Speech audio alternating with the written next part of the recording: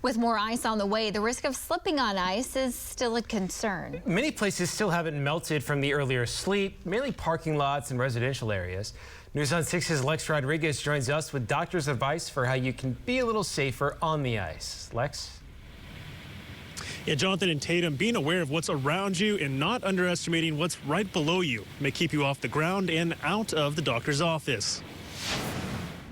Slipping and falling on ice is going to hurt. Ice and concrete don't feel pretty good. It may not seem like it at first, but after the embarrassment passes, the ache is going to settle in.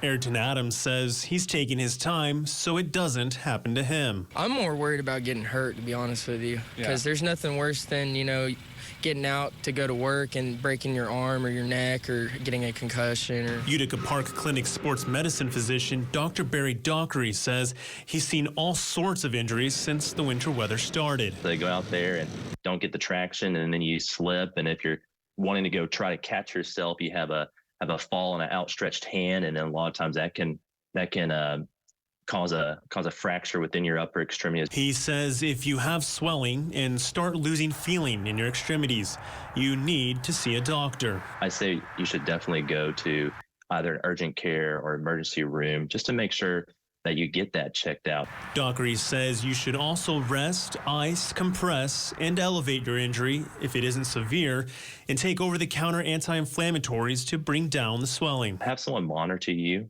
and again, take it easy. Lex Rodriguez, Oklahoma's own News on 6.